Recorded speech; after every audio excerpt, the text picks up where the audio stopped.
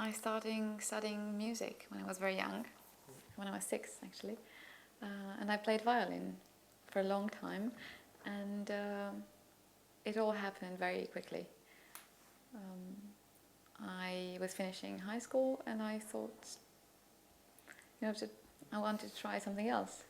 So my father is an actor, and also he was my professor in school, in drama school.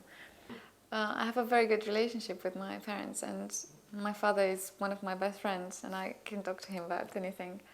So and sometimes it's tough, but it's a very open relationship. We're very sincere, and that helped me a lot. And I always, even now, I always talk to him about what I do, how I do it, how should I do it, about specific moments in a text, scenes, and the evolution of the character and everything.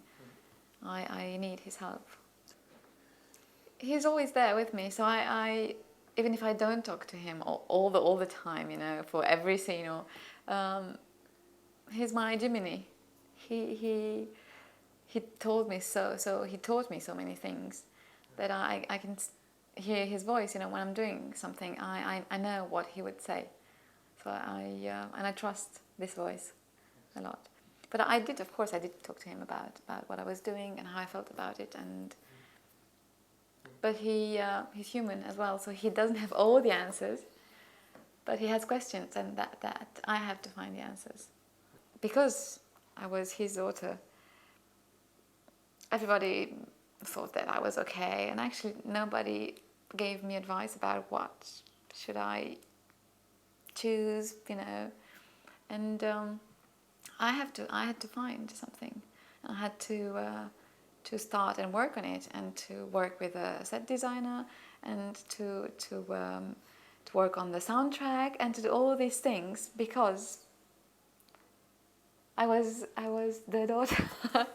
So I didn't get any help. Actually, everyone else got help, but I needed to start this by myself, and it was very difficult, very challenging, and I'm grateful that they knew what they were doing, both my professor Anamaria Marinca and Dionysia Vitko, and the play was L'Échange, the exchange, by Paul Claudel, and I was playing an actress, and that's my thesis at the end of the university was about fiction and reality, about an actress playing an actress,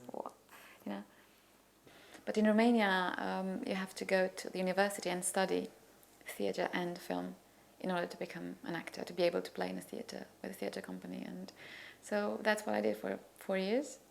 And then I was an actress with a small company in Piatra Neamț for 2 years.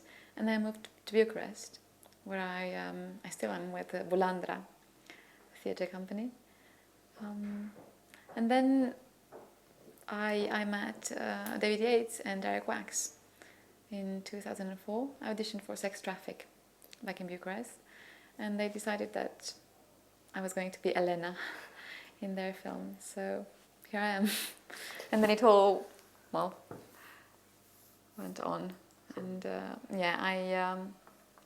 then I did an episode of Hotel Babylon.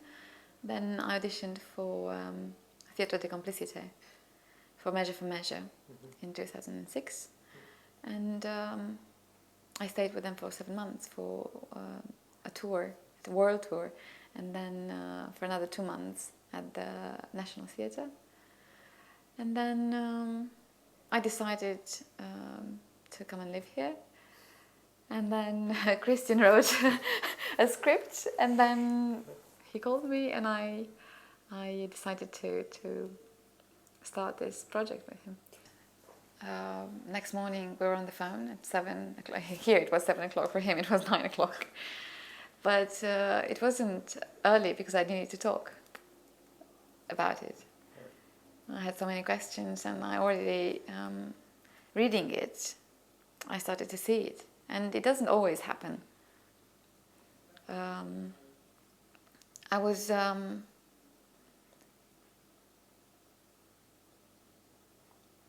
very, very interested in the perspective he had on the subject, because the camera is always with Ottilia, and usually in a classical plot, everything happens to the main character. But here, the camera stays, the story is told from her point of view.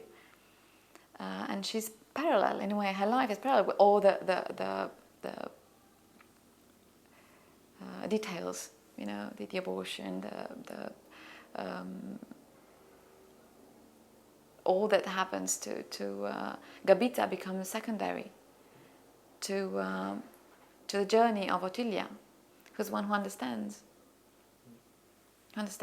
who grows. In one day, she is another step to understanding life, towards understanding life more, and she changes. Whereas Gabita, I don't think she changes.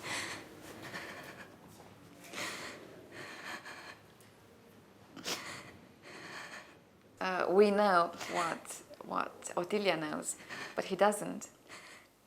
So things are starting to happen, but you don't quite know what exactly is going to happen. You know that she needs money. You don't know exactly what for. But you have the sense that something is about to happen. And I also found very, very interesting the beginning and the end when I read the script. The beginning with the aquarium with the two fish, and the end when you realize as a spectator that we are behind a glass, a window, and suddenly, this prison, this capsule in time, is broken by that look that Ottilia throws. She breaks the convention, and she looks straight into your eyes and asks you, why?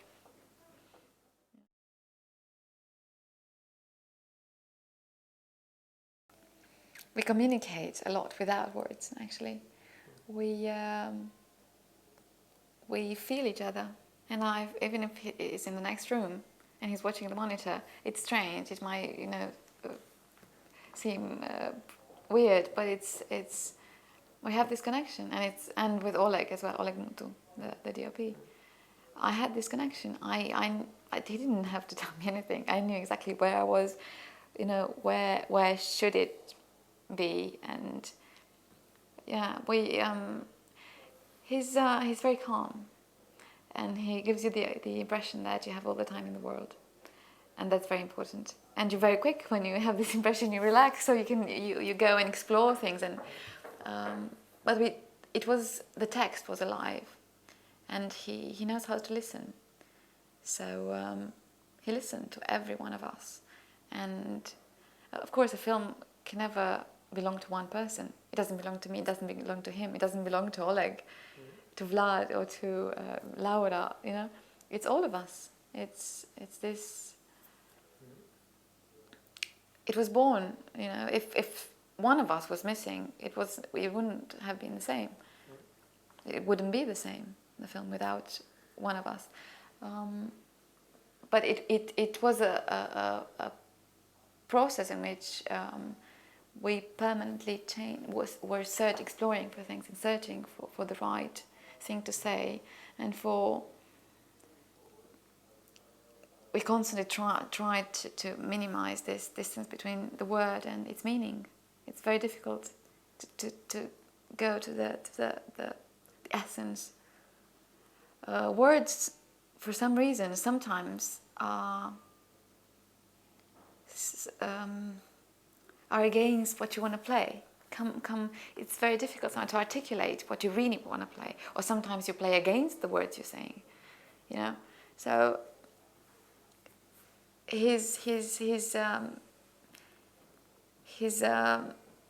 very good with words. Cristian, he's a writer, so and he also understands humanity and understands women. He's a very subtle.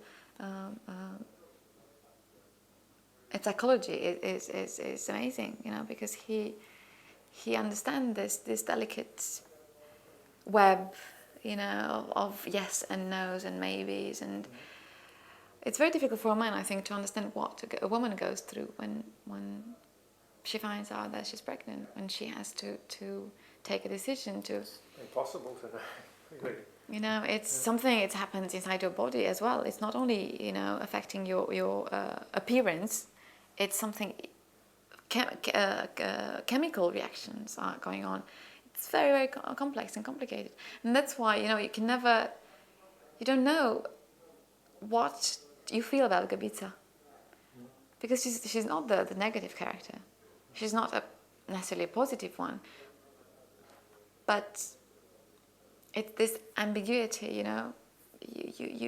This constant trip between yes and no, and not being able to take a decision, actually. So Odilia has to decide for her. Nișoară, uitați care e treaba. Să știți că eu n-am nimic de ascuns. Ați văzut, am venit cu mașina mea.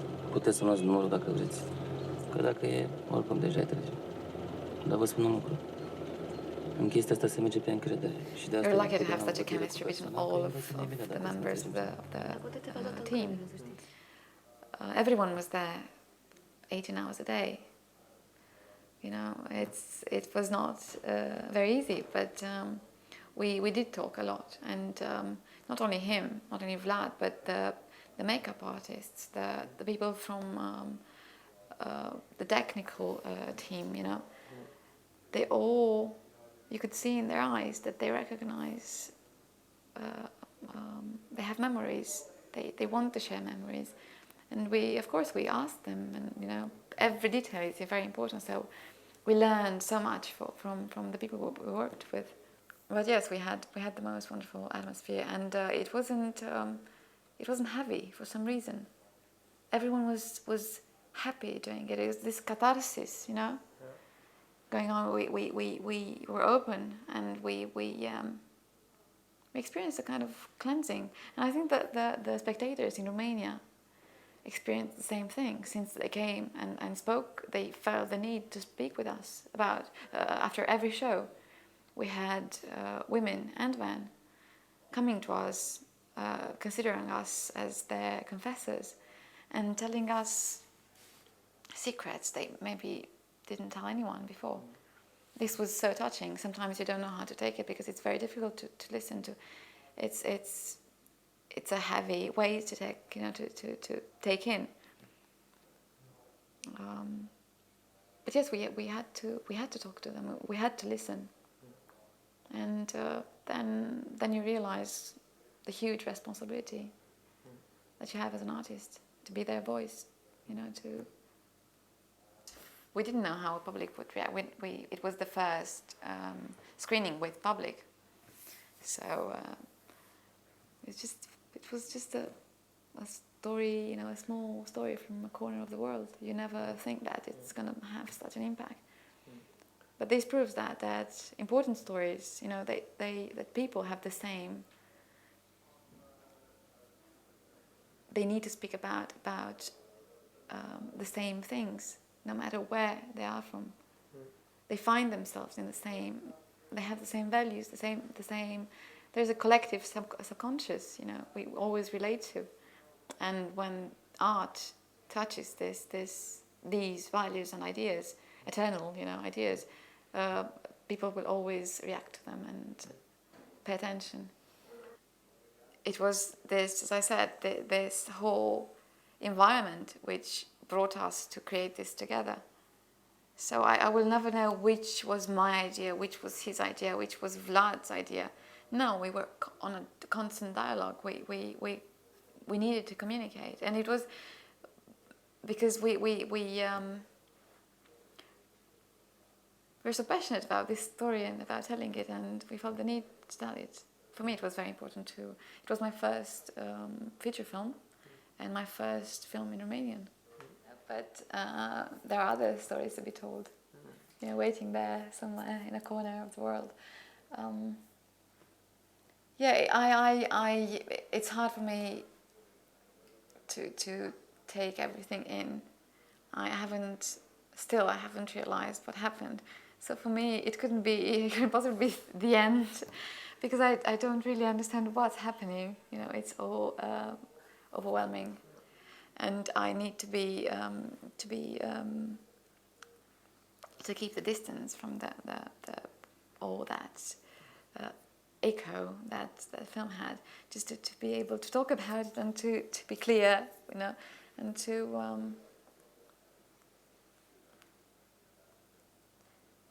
not to be. It's very important to keep your feet on the ground, I think, whatever happens, because things are not always going so well, and yeah, we'll see where do we go from here.